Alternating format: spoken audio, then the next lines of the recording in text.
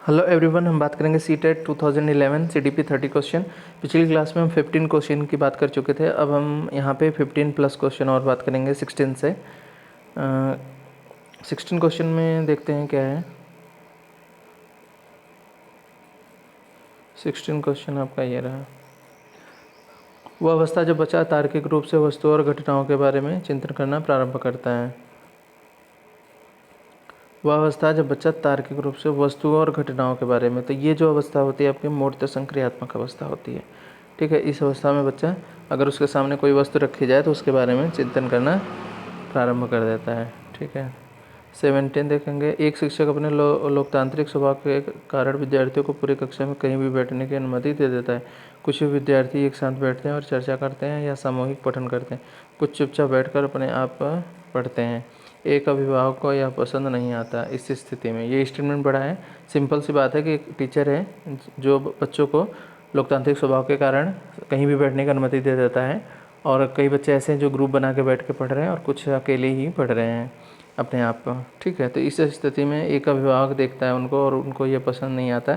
तो इस स्थिति में अभिभावक को या इस स्थिति से निपटने का निम्न में से कौन सा तरीका सबसे बेहतर हो सकता है। तो यहाँ पे 4 ऑप्शन दिए गए हैं, देखते हैं वन बाय वन। अभिभावक को प्रधानाचार्य से शिक्षक की शिकायत करनी चाहिए। ये तो बिल्कुल गलत है, क्योंकि टीचर के पढ़ाने के कई तरीके होते हैं। उसमें बच्चों को खेल विधि या फ्रीडम दे देना, इस तरीके से कई चीज़ें टीचर अलग अलग एक्टिविटी करता है बच्चों के साथ। सेकेंड ऑप्शन है, अभिभावकों को प्रधानाचार्य से अनुरोध करना चाहिए कि वह उनके बच्चों का अनुभाग बदल दे।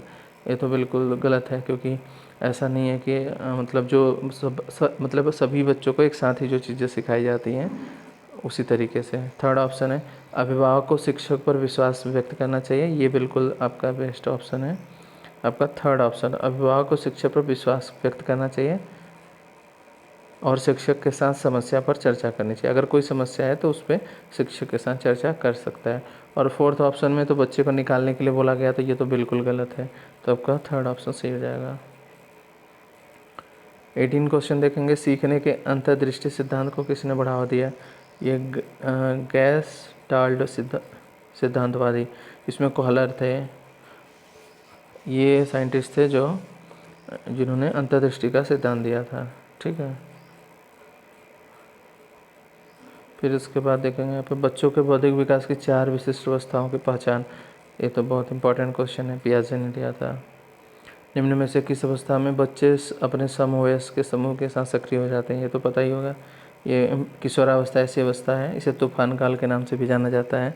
इसकी कई ये मतलब ये एज के मतलब इससे बहुत ही इम्पॉर्टेंट क्वेश्चन बनते हैं किशोरावस्था से, तो इस टॉपिक को अच्छे से पढ़ना चाहिए। फिर इसके बाद देखेंगे बच्चों के सीखने की प्रक्रिया में माता पिता को भूमिका। बच्चों के सीखने की प्रक्रिया में एक्चुअली क्या होता है, इसमें ऑप्शन दिया गया है कि नकारात्मक, सहानुभूतिपूर्ण, तटस्थ, अग्रमुखी। तो देखिए बच्चा क्या होता है, स्टार्टिंग में माता पिता के थ्रू मुझे लगता है ज़्यादा बेहतर तरीके से सीखता है शुरू में। तो हमें माता पिता का जो रोल होना चाहिए वो अग्रमुखी होना चाहिए। विकास कभी न समाप्त होने वाली प्रक्रिया या विचार किससे संबंधित है। विचार कभी नहीं, ये तो बहुत अच्छा स्टेटमेंट है। निरंतरता का सिद्धांत बोला जाता है ये। विकास कभी न समाप्त होने वाली प्रक्रिया या विचार किससे संबंधित है, निरंतरता का सिद्धांत। 23 देखेंगे। वह कौन सा स्थान है जहाँ बच्चे के संज्ञात्मक विकास को सबसे बेहतर तरीके से परिभाषित किया जा सकता है। यह ऑप्शन है विद्यालयों का पर्यावरण है। ये ऑप्शन सही होगा आपका। लोग कभी कभी ये खेल का मैदान भी लगा देते हैं, लेकिन ये ज़्यादा बेस्ट ऑप्शन नहीं है। ऑप्शन जो सही होगा वो विद्यालयों का कक्षा पर्यावरण। ठीक है, 24 देखेंगे। निम्न में से कौन सा बुद्धिमान बच्चे का लक्षण नहीं है। बुद्धिमान बच्चे का लक्षण नहीं है मतलब ऑप्शन है वह जो लंबे निबंधों को बहुत जल्दी से रटने की क्षमता रखता है। तो यहाँ पे देख लीजिए, बुद्धिमान बच्चे का लक्षण नहीं है, नहीं वर्ड है। तो यहाँ पे रटने से संबंधित मना किया जाता है। रटने से सीटेट में जब भी रटने से कोई रिलेटेड क्वेश्चन आया और नहीं कहा तो वो ऑप्शन जहाँ लेना वही सही है। तो ये आपका रटने से संबंधित बोला गया कि बच्चा बहुत जल्दी रट ले, तो ये आप बिल्कुल ये बुद्धिमान बच्चों के लक्षण नहीं होंगे। अदर में क्या दिया है, वह प्रभावपूर्ण और उचित तरीके से प्रेरण करने की क्षमता। ये तो ठीक ठाक है। ये बुद्धिमान बच्चे के लक्षण हैं। वह जो अमूर्त रूप से सोचता रहता है। हाँ ठीक है। वह जो नए परिवेश में स्वयं को समायोजित, ये क्या है, बुद्धिमान बच्चों के लक्षण हैं। और नहीं कौन सा है, जो जिसमें रटने से संबंधित कोई वाक्य हो। ठीक है। ये हो गया आपका 24। 25 देखेंगे। को यहाँ पे दिया गया है, को एक अभिप्रेरित शिक्षण का संकेतक माना जाता है। कक्षा में अधिकतम उपस्थिति, मतलब इसमें 4 ऑप्शन दिए गए हैं, तो इसमें से पूछा जा रहा है कि चारों में से किसको एक अभिप्रेरित शिक्षण, अभिप्रेरित शिक्षण का मतलब होता है अभिप्रेरणा, किसी से प्रेरणा का संकेतक माना जाता है। तो यहाँ पे दी गई कक्षा में अधिकतम उपस्थिति, शिक्षक द्वारा दिया गया उपचारात्मक कार्य, विद्यार्थियों द्वारा प्रश्न पूछना, कक्षा में एकदम खामोशी। ठीक है। तो यहाँ पे अभिप्रेरित शिक्षण, तो ऐसा कक्षा में एकदम खामोशी, ये तो बिल्कुल गलत है यहाँ पे। फिर इसके बाद है कक्षा में अधिकतम उपस्थिति, इससे भी कोई अभिप्रेरित शिक्षण का मतलब नहीं है। शिक्षक द्वारा दिया गया उपचारात्मक कार्य, ये तो मेथड हो गया, मतलब उपचारात्मक कार्य का। तो यहाँ पे विद्यार्थियों द्वारा प्रश्न पूछना है, आपका थर्ड ऑप्शन सही है इसमें। एक अभिप्रेरित शिक्षण का संकेतक माना जाता है विद्यार्थियों द्वारा प्रश्न पूछना। 26 क्वेश्चन देखते हैं। निम्न में से कौन सा बच्चे की सामाजिक मनोवैज्ञानिक आवश्यकताओं के साथ संबंध नहीं है। जिन क्वेश्चन में नहीं है इसका ऑप्शन ध्यान से देखना है, जल्दबाजी में ऐसे क्वेश्चन गलत हो जाते हैं। निम्न में से कौन सा बच्चे की सामाजिक मनोवैज्ञानिक आवश्यकताओं के साथ संबंध नहीं है। सामाजिक अनुमोदन अथवा सराहना की आवश्यकता, संवेगात्मक तुलना की आवश्यकता, शरीर में अपशिष्ट पदार्थों का नियमित रूप से बाहर निकालना, सान्निध्य संगीत की आवश्यकता नहीं है। सामाजिक मनोवैज्ञानिक, तो यहाँ पे ये तो है। दूसरा संवेगात्मक सुरक्षा का, ये भी है। संगीत की आवश्यकता, ये संगति की आवश्यकता, ये भी है। ये शरीर के अपशिष्ट पदार्थों का नियमित रूप से बाहर निकालना, मीन्स वेस्टेज, बॉडी के जो वेस्टेज होते हैं वो बाहर निकालने का, ये कोई हमारा सामाजिक मनोवैज्ञानिक आवश्यकताओं के साथ संबंध नहीं रखता है। तो आपका थर्ड ऑप्शन सही हो जाएगा।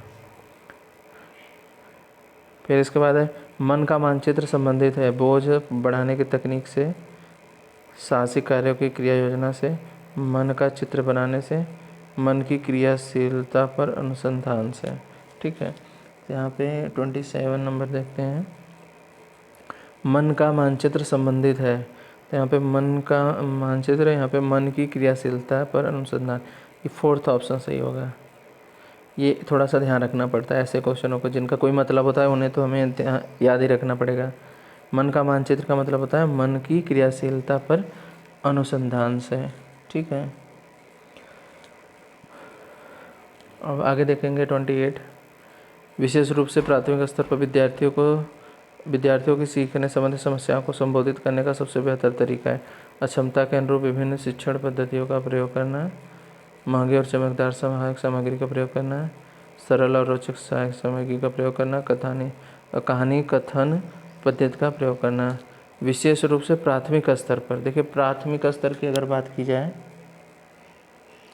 तो प्राथमिक स्तर पर बच्चों को सीखने संबंधित समस्याओं को संबोधित करने का सबसे बेहतर तरीका कौन सा है। यहाँ पे देखिए तरीके तो जो भी हैं सभी ठीक ठाक है, लेकिन सबसे यहाँ पे दिया गया है सबसे बेहतर, मतलब सबसे अच्छा तरीका कौन सा है।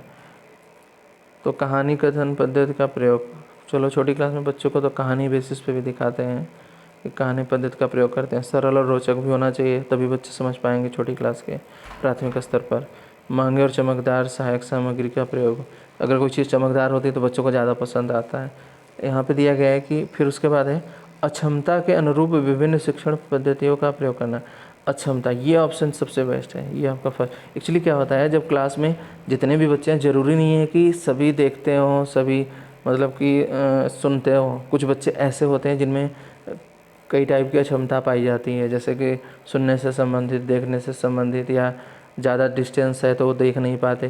तो ये बोला गया है, इस ऑप्शन में दिया गया है कि अक्षमता के अनुरूप विभिन्न शिक्षण पद्धतियों का प्रयोग, जिस बच्चे को जिस टाइप की प्रॉब्लम हो उस समस्या को दूर करते हुए बच्चों को देख रेख करना, ये सबसे बेहतर तरीका है प्राथमिक स्तर पर विद्यार्थियों को सीखने संबंधी समस्याओं को संबोधित करने का तरीका। तो फर्स्ट ऑप्शन आपका सही हो जाएगा। ये बहुत अच्छा क्वेश्चन है। 29 देखेंगे, पियाजे के अनुसार निम्नलिखित में से कौन सी अवस्था में बच्चा अमूर्त संकल्पनाओं के विषय में तार्किक चिंतन करना आरंभ करता है। ये देखिए क्वेश्चन बहुत अच्छा है। अभी आपने देखा था कि अमूर्त संकल्पना, अभी इससे पहले क्या था, अगर वस्तु को सामने रख दी जाए, इससे पीछे क्वेश्चन और था, अगर कोई वस्तु सामने रखी तो होती है मूर्त संक्रियात्मक अवस्था, और यहाँ पे अमूर्त संकल्पना। अमूर्त का मतलब है कि वो वस्तु का नाम बोल दिया जाए और आपके उसके बारे में चिंतन करने के लिए बोला जाए, तो ऐसी जो अवस्था होती है वो होती है औपचारिक संक्रियात्मक अवस्था। 11 वर्ष से लेकर ऊपर तक की अवस्था होती है ये, ठीक है। क्वेश्चन नंबर 30 की बात करेंगे। 30 में देखेंगे, निम्न में से कौन सा शिक्षार्थियों में सृजनात्मकता का पोषण करता है। सृजनात्मकता मतलब यहाँ पे देखिए सृजनशील के लिए क्या क्या दिया गया है। अच्छी शिक्षा में व्यवहारिक मूल्यों के लिए विद्यार्थियों का शिक्षण, प्रत्येक विद्यार्थी की अंतर्जात प्रतिभाओं का पोषण करने और प्रश्न करने का अवसर उपलब्ध कराना, विद्यार्थी जीवन में प्रारंभ से उपलब्धि के लक्ष्यों पर बल देना, परीक्षा में अच्छे अंकों के लिए विद्यार्थियों को कोचिंग करना। ये तो बिल्कुल गलत है, ये आपका बिल्कुल गलत है। विद्यार्थी जीवन में प्रारंभ से उपलब्धि के लक्ष्यों पर बल देना, प्रारंभ से तो बिल्कुल नहीं, क्योंकि बच्चा धीरे धीरे सीखता है। अच्छी शिक्षा के व्यवहारिक मूल्यों के लिए विद्यार्थियों का शिक्षण, व्यवहारिक मूल्यों, जो व्यवहारिक मूल्यों से ही सारे बच्चे सारी चीज़ें नहीं सीख जाते। यहाँ पे है प्रत्येक विद्यार्थी की अंतर्जात प्रतिभाओं का पोषण करना, ये आपका ऑप्शन ज़्यादा सही लग रहा है। एवं प्रश्न और बच्चे को प्रश्न करने के अवसर उपलब्ध कराना, सेकेंड ऑप्शन सही हो जाएगा। तो ये आपके कंप्लीट 30 क्वेश्चन हो गए हैं। नेक्स्ट जो